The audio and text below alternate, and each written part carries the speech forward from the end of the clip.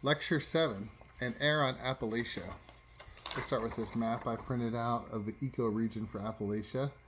You can see here's Pennsylvania here, our last lecture. Roughly 70% of Pennsylvania is part of Appalachia, including the Allegheny Mountains to the west of the state to the Pocono Mountains in the northeast. Culturally, Appalachia, which stretches north to south from parts of Maine to Georgia, and to the west as far as Kentucky and Tennessee, and Appalachian people are known for rugged individualism, strong sense of local community, and love for the outdoors.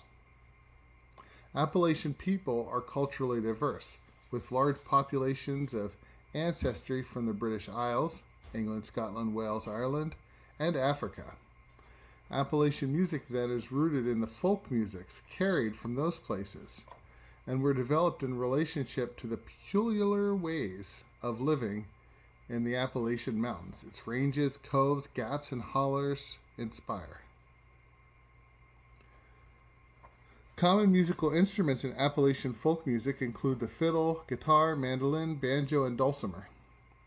A fiddle is another name for a European violin. I once asked a fiddle player what the difference was. He told me a violinist brags about how expensive his instrument costs. A fiddle player, how cheap. The guitar developed out of the lute, particularly on the Iberian Peninsula, Spain and Portugal. Amateur luthiers developed the earliest guitars in the 15th century to accompany songs and dances. The mandolin also evolved from earlier lutes, and in the 18th century, it was popularized by Italian musicians, luthiers, and music teachers who traveled throughout Europe and the United States between 1750 and 1810. The banjo's origins trace back to West Africa, to the akonting, a three-strings gourd body instrument. Take a minute and listen to a little bit of Elisa Didio sing Aniil Umbaam Ejonjon in Senegal, Africa.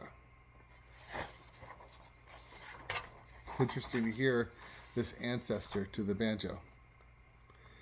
In addition to the banjo, African American musicians contributed to Appalachian culture certain storytelling traditions, rhythmic elements, gospel and blues songs, and the call and response vocal style. John Henry is a prominent African American ballad that is a central part of the Appalachian catalog. This song tells the story of a legendary contest between a railroad worker and the then new labor-saving technology, the steam drill.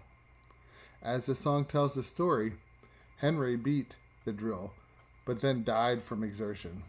This glum personal hero story, set to an upbeat tune, seems to capture something of the Appalachian sense of humor as I understand it. The deadpan, glum humor so many of my aunts and uncles have. We'll listen to Billy String singing John Henry. And if you're listening online, I'm going to include all those links in the description. The mountain dulcimer dates to the 1800s and was developed by German immigrants to Pennsylvania. We'll take a minute to listen to the Scheitholz tune, O du lieber Augustine.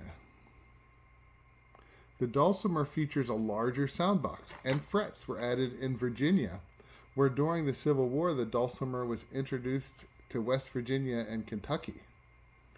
It was Appalachian folk of English, Scottish, and Irish descent who gave the instrument the new name, dulcimore, which means sweet song. The word dulcify, for instance, means to sweeten something. I might say I dulcified my coffee with a packet of honey. Here is a dulcimer I made with my son a few years ago. And I'll bring that into class to show you. Many Appalachian folk songs began as British ballads, airs, jigs, reels, and waltzes. The Scottish air Matty Groves was remembered and passed down orally in Appalachian communities, but the melody and lyrics changed somewhat as it evolved into a new song, Shady Grove. We'll listen to the Scottish air Matty Grove performed by the English folk rock band Fairport Convention. And then we'll listen to Shady Grove sung by North Carolina guitarist Doc Watson. Appalachian culture and technology came together in the 19th and 20th century as song catching became a pastime for musicologists. An English scholar, Cecil Sharp, 1859 to 1924, notated English and later Appalachian folk songs, and believing cultural traditions ought to be conserved, compiled songbooks for use in schools. Sharp's collections were influential on the English composer Ralph Vaughan Williams, who used Sharp's notated songs in his own music. In Appalachia, Sharp's transcriptions tend to hybridize folk traditions of white, black, and indigenous communities. Texas-born songcatcher John Lomax, 1867 to 1948, and his son Alan Lomax, 1915 to 2002, were important in the preservation and dissemination of Appalachian musics. John collected more than 10,000 recordings for the Archive of American Folk Song at the Library of Congress, and Alan Lomax was the archive's first official employee in 1936. Alan recorded many musicians who would later become famous, including early jazz pianist Jelly Roll Morton and folk singer Woody Guthrie. A.P. Carter, who along with Maybelle and Sarah Carter founded the Carter family in 1927, was a prominent songcatcher.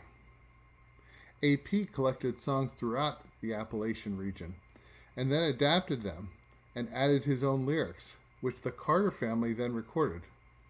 The Carter family, who recorded in Bristol, Tennessee, were the first country music stars. And we'll listen to the Carter family's 1927 song, Bury Me Under the Weeping Willow. There are far too many Appalachian musicians to discuss in one lecture, but let's add one lesser recognized artist. The Tennessee singer Leola Manning grew up singing religious songs in church, and she recorded her first session in Knoxville, Tennessee in 1929. Her songs highlighted moral issues and dealt with contemporary topics.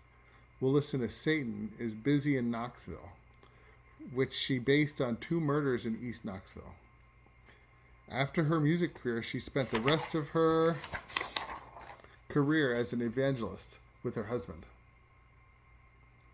Today, Appalachian music is performed by old-time bands, fiddle, banjo, and guitar groups that play for social dances such as square dances and contra dancing. Bluegrass, which gained popularity in the 1940s, intensifies the tempo of Appalachian folk songs and contains improvisation, much like jazz. Bluegrass, which originated in the bluegrass state, Kentucky, remains popular today.